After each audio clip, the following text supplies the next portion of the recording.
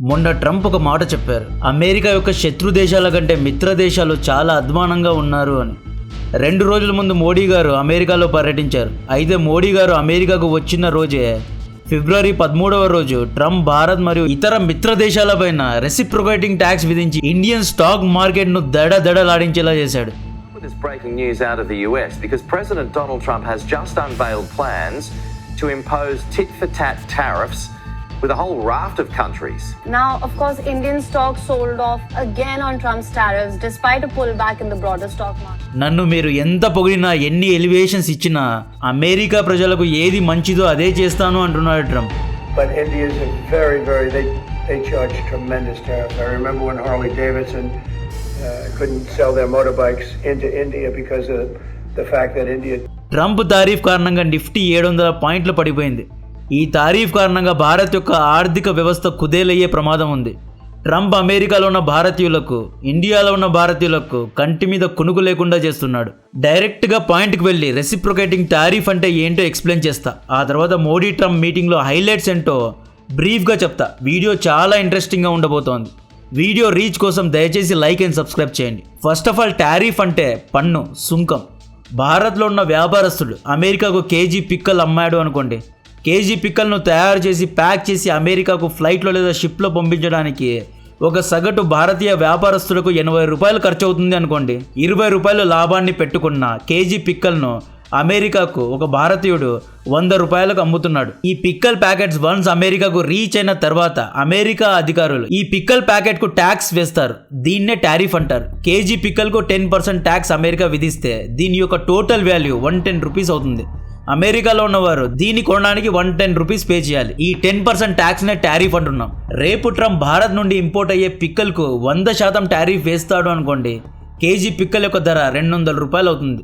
So మన వస్తువుల యొక్క ధర పెరిగితే 200 పెట్టి అమెరికాలో ఉన్నవారు ఇండియన్ పిక్కల్స్ను కొనడానికి ఇష్టపడరు. మెక్సికో లేదా వియట్నాం పిక్కల్స్ను కొంటారు. దీంతో భారత్ యొక్క వస్తువుల యొక్క డిమాండ్ తగ్గుతుంది. ఇలాగే కొనసాగితే ఇండియన్ ప్రోడక్ట్స్ యొక్క వాల్యూ పడిపోతుంది. ఇయర్ 2024లో ఇండియా అమెరికా మధ్య $129 బిలియన్ ట్రేడ్ జరిగింది, అంటే వ్యాపారం జరిగింది. దీంట్లో ఇండియా అమెరికాకు $87 బిలియన్ విలువ గల వస్తువులను అమ్మింది. కేవలం $41 బిలియన్ విలువ గల వస్తువులను కొనుక్కున్నది. ఇక్కడ ఇండియా $45 బిలియన్ లాభంలో ఉంది, అంటే వ్యాపార లాభంలో ఉంది. అంటే మనం అమెరికా నుండి కొనే వస్తువుల కంటే అమ్మే వస్తువులే ఎక్కువ అన్నమాట. ఇప్పుడు ట్రంప్ రెసిప్రొకేటింగ్ ట్యాక్స్ అంటే ఏంటి అంటే, ఇండియా అమెరికాకు అల్యూమినియం, స్టీల్ అమ్ముతుంది. ఈ వస్తువులకు కేవలం 10% టారిఫ్ అమెరికన్ కస్టమ్ అధికారులు విధిస్తారు. దీంతో హ్యాపీగా మనం మన వస్తువులను అమెరికాలో అమ్ముతున్నాం. అదే అమెరికా ఇండియాలో హార్లీ డేవిడ్సన్ బైక్ను అమ్మాలి అనుకుంటే ఇండియా యొక్క అధికారులకు అమెరికన్ వ్యాపారస్తులు 50% టారిఫ్ను కట్టాలి. అమెరికా 10% విధిస్తే మనం 50% విధిస్తున్నాం. ఇది ట్రంప్ కళ్ళల్లో పడింది. దిస్ ఈజ్ నాట్ ఫేర్ అంటున్నాడు. మనం ఎందుకు మన మిత్ర దేశాలను మేపాలి అంటున్నాడు. ఇది అధ్వానంగా ఉంది, వర్స్గా ఉంది అంటున్నాడు. మనం ఎందుకు వీళ్ళ దగ్గర తక్కువ టారిఫ్లో వస్తువులను కొనాలి అంటున్నాడు Trump. This is not fair అంటున్నాడు. అయితే మనం ఎందుకు డాలర్తోనే వ్యాపారం చేయాలి, మనం ఎందుకు డాలర్తోనే ఆయిల్ను కొనాలి? ఇది కూడా ఫేర్ కాదు కదా. ఫేర్నెస్ గురించి అమెరికా మాట్లాడుతోంది, అధ్వానత గురించి అమెరికా మాట్లాడుతుంది. Everything is fair in love and war అన్నట్లు మనం కూడా ఇండియన్ రూపీతోనే వ్యాపారం చేయొచ్చు కదా. ఇండియన్ రూపీతోనే ఆయిల్ అండ్ గ్యాస్ను కొనొచ్చు కదా. ఇండియా ట్రంప్ విషయంలో డిఫెన్సివ్గా వెళ్తోంది. ఇలా అయితే కష్టమే. అఫెన్సివ్గా వెళ్లాల్సిన సమయం వచ్చింది. లేకపోతే ఈ వ్యక్తి కొత్త చట్టాలు తీసుకువస్తూనే ఉంటాడు. ట్రంప్ ఏమంటున్నాడు అంటే, మీరు మా బైక్స్ పైన 50% టారిఫ్ వేస్తే నేను మీ అల్యూమినియం అండ్ స్టీల్స్ పైన 50% టారిఫ్ వేస్తా అంటున్నాడు. నెక్స్ట్ యూరోపియన్ యూనియన్ దగ్గరకు వద్దాం. యూరోపియన్ దేశాలు కూడా అమెరికాకు మిత్ర దేశాలే. అమెరికా యూరోప్ను కూడా వదలడం లేదు. యూరోప్ దేశాలు అమెరికా నుండి ఇంపోర్ట్ చేసుకునే, అంటే దిగుమతి చేసుకునే వెహికల్స్కు 10% టారిఫ్ విధిస్తారు. బట్ అమెరికా యూరోప్ నుండి దిగుమతి చేసుకునే వస్తువులకు కేవలం 2.5% టారిఫ్ను విధిస్తోంది. ఇప్పుడు ట్రంప్ ఏమంటున్నాడు, మీరు 10% వేస్తే నేను కూడా 10% బరాబర్ వేస్తా అంటున్నాడు. ఈ కౌంటర్ టారిఫ్నే రెసిప్రొకేటింగ్ టారిఫ్ అంటున్నాం. దీనివల్ల భారత్కు వచ్చే నష్టం ఏంటి అంటే, రీసెంట్గా అమెరికా అల్యూమినియం అండ్ స్టీల్ యొక్క టారిఫ్ను 10% నుండి 25%కి పెంచింది. ఇలా పెంచడం కారణంగా ఇండియన్ మేడ్ వస్తువుల యొక్క ధరలు అమెరికాలో కాస్ట్లీ అవుతాయి. ఇలా అయితే మన వస్తువులను అమెరికా వారు ఎవరు కొనరు. ఈ రెసిప్రొకేటింగ్ టారిఫ్తో ట్రంప్ ట్రేడ్ డిఫిసిట్ను తగ్గిస్తాడు అన్నమాట. ఇండియా అమెరికా నుండి $60 బిలియన్ అమ్మితే $60 బిలియన్ కొనాలి. ఈ విధంగా ఎవరికి లాభం ఉండద్దు, నష్టం ఉండద్దు. No trade deficit, no trade surplus అనమాట. కొన్ని ఇయర్స్ బ్యాక్ ఇండియా ఏం చేసింది, అమెరికా నుండి ఎవరైనా ఈవీ కార్స్ కొంటే అంటే ఎలక్ట్రికల్ కార్స్ కొంటే 75% ప్రభుత్వానికి ట్యాక్స్ కట్టాలి అనే రూల్ పెట్టింది. ఈ రూల్ కారణంగానే టెస్లా కార్స్ భారత్లో రాలేకపోయాయి. ఈ రూల్ కారణంగానే ఇలాన్ మస్క్ భారత్ పట్ల నిరాశ వ్యక్తపరిచాడు, పలుసార్లు వ్యక్తపరిచాడు, అఫీషియల్గా కూడా చాలాసార్లు చెప్పాడు. It is difficult to do business in India అన్నాడు. ఇటువంటి రూల్స్ కారణంగానే ట్రంప్ ఒకసారి India is and tariff king అనే స్టేట్మెంట్ ఇచ్చాడు. ఇండియాలో బిజినెస్ చేయలేమో అన్నాడు ట్రంప్ గెలిచిన తర్వాత ఇండియా ఈవీ కార్స్ యొక్క టారిఫ్ను 75% నుండి 15%కు తగ్గించింది. సింపుల్గా చెప్పాలంటే ట్రంప్ను చూసి భయపడి ఇండియా టారిఫ్ను తగ్గించింది. ఈ సమస్యలకు పరిష్కారం ఏంటి అంటే ఇండియా తన ఎక్స్పోర్ట్స్ను డైవర్సిఫై చేయాలి. అమెరికా పైనే ఆధారపడకుండా వేరే దేశాలకు మన వస్తువులను అమ్మాలి. సౌత్ ఈస్ట్ దేశాల యొక్క మార్కెట్ను ఎక్స్ప్లోర్ చేయాలి. ఉదాహరణకు సెంట్రల్ ఆసియా దేశాలు ఉన్నాయి, అంటే Kazakhstan, Kyrgyzstan, Tajikistan, Turkmenistan, Uzbekistan. ఈ దేశాలకు చైనా ప్రతి ఇయర్ $64 బిలియన్ విలువగల వస్తువులను అమ్ముతోంది. $64 బిలియన్. అదే ఇండియా కేవలం $2 బిలియన్ వస్తువులను మాత్రమే అమ్ముతోంది. ఈ మార్కెట్ను మనం ఎందుకు ట్యాప్ చేయలేకపోతున్నాం? ఉదాహరణకు మన తెలుగు మూవీస్ ఉన్నాయి. టాలీవుడ్ బాహుబలి డైరెక్టర్ రాజమౌళి గారు ఉన్నారు. ఇక్కడ నేను ఎవరి ఫ్యాను కాదు, బాహుబలి ఎగ్జాంపుల్ ఎందుకు తీసుకుంటున్నాను అని దయచేసి కమెంట్ చేయొద్దండి. క్యాజువల్గా చెప్తున్నా. రాజమౌళి తెలుగు మార్కెట్ 200 crores అని గ్రహించాడు. తన ప్రోడక్ట్కు 300 crores ఖర్చు పెట్టి తెలుగులో మూవీ రిలీజ్ చేస్తే 200 crores కంటే ఎక్కువ రాదు అనేది గ్రహించాడు. దీంతో రాజమౌళి బిజినెస్ను డైవర్సిఫై చేశాడు. హిందీ, తమిళ్ వేరే లాంగ్వేజెస్లో రిలీజ్ చేసి బిజినెస్ను ఎక్స్పాండ్ లేదా ఎక్స్ప్లోర్ చేశాడు. ఇప్పుడు ఇదే డైరెక్టర్ తన నెక్స్ట్ మూవీలో అమెరికన్ మార్కెట్ను ట్యాప్ చేయడానికి చూస్తున్నారు. అంటే ఈ డైరెక్టర్ ఎప్పటికప్పుడు డైవర్సిఫై అవుతున్నారు. RRR మూవీలో రాజమౌళి గారు అమెరికన్ ఆడియన్స్ను పట్టుకున్నారు. American market $2.9 billion. ఈ మార్కెట్లో జస్ట్ 10% మార్కెట్ను క్యాప్చర్ చేసిన ఈజీగా 500 crores ఈయన RRR 2 సీక్వెల్లో సాధించగలరు. అంటే ఈయన ఖాతాలో ఆల్రెడీ 500 crores ఉన్నాయి అన్నమాట. పుష్ప కూడా నేపాల్, మిడిల్ ఈస్ట్ ఇలా డిఫరెంట్ మార్కెట్స్ను క్యాప్చర్ చేసింది. సో మన ఇండియన్ మూవీస్ డైవర్సిఫై అయినట్లే భారత్ యొక్క బిజినెస్ను కూడా డైవర్సిఫై చేయాలి. ఈ విధంగా అమెరికా ఒక్కటే కాకుండా వేరే దేశాల్లో ఎక్స్ప్లోర్ అవ్వాలి. ఇంకొక ఉదాహరణ చెప్తా. చైనా ఈ మ్యాప్లో కనిపించే సౌత్ ఈస్ట్ దేశాలు అంటే ఆసియాన్ దేశాలకు ప్రతి ఇయర్ $500 బిలియన్ గూడ్స్ను ఎక్స్పోర్ట్ చేస్తుంది. ఇండియా కేవలం $81 బిలియన్ మాత్రమే ఈ దేశాలకు ఎక్స్పోర్ట్ చేస్తుంది. ఇవన్నీ అన్ట్యాప్డ్ మార్కెట్స్. పెద్ద మీడియా ఛానల్స్ ఈ గ్యాప్స్ గురించి చెప్పవు. ఎప్పుడు ఒకరిని పొగుడుతూ ఉంటారు కానీ ఈ గ్యాప్స్ గురించి చెప్పవు. అమెరికాతో కేవలం $40 బిలియన్ మాత్రమే ట్రేడ్ డెఫిసిట్లో ఉన్నాం. ప్రపంచం చాలా పెద్దది. అమెరికాను నమ్మలేం, ట్రంప్ను అసలే నమ్మలేం. సంఘలో పిల్లిని పెట్టుకుని ఊరంతా బుడికినట్లు మీకు ఒక విషయం చెప్తా, ఆశ్చర్యపోతారు. ఇండియా ఆసియన్ దేశాలతో ట్రేడ్ డెఫిసిట్లో ఉందండి. ఇక్కడ కన్ఫ్యూజ్ కావద్దు. ఆసియాన్ కంట్రీస్ అంటే Indonesia, Vietnam, Laos, Brunei, Thailand, Myanmar, Philippines, Cambodia, Singapore and Malaysia.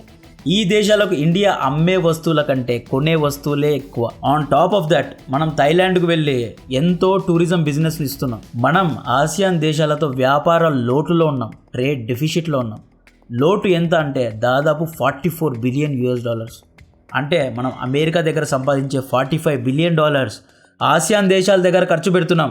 అంటే మనం ఆసియాన్ దేశాల మార్కెట్ను ట్యాపే చేయలేకపోయినాం. అదే చైనా ఆసియాన్ దేశాలతో ట్రేడ్ సర్ప్లస్లో ఉంది. ఇక్కడ నేను చైనాను పొగడడం లేదు, డైవర్సిటీ గురించి మాట్లాడుతున్నాను. చైనా ఏం చేసింది, ఆసియాన్ దేశాలను గట్టిగా పట్టుకుంది. చైనా ఆసియాన్ దేశాలకు ఏం అమ్ముతుందో తెలుసా? మనం ఇండియాలో ప్రొడ్యూస్ చేసే వస్తువులనే అమ్ముతోంది.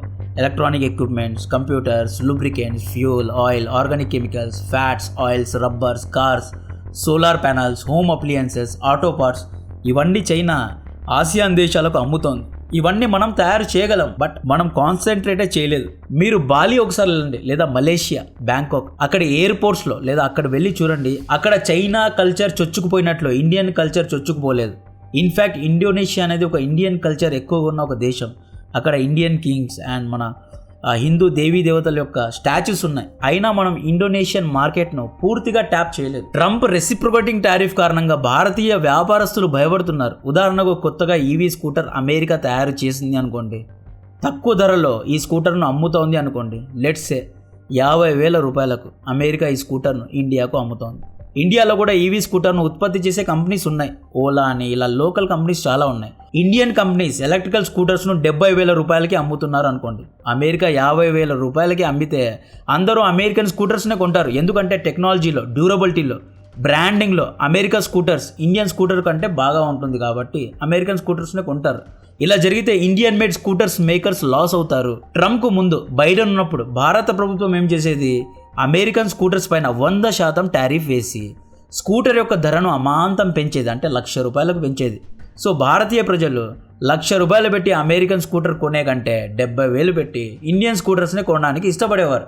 ఇండియా అమెరికాతో ఏం చెప్పేది, అయ్యా మేము డెవలపింగ్ కంట్రీ, మీరు మాతో పోటీ పడకండి, మీ వస్తువులను తక్కువ ధరకే ఇండియాలో అమ్మితే మా ఇండియన్ ప్రొడక్ట్స్ను ఎవరు కొనరు అని అమెరికాకు చెప్పేది. ఇప్పుడు ట్రంప్ ఇలా చెప్తే వినడం లేదు. ట్రంప్ మొండిగా మాట్లాడుతున్నాడు.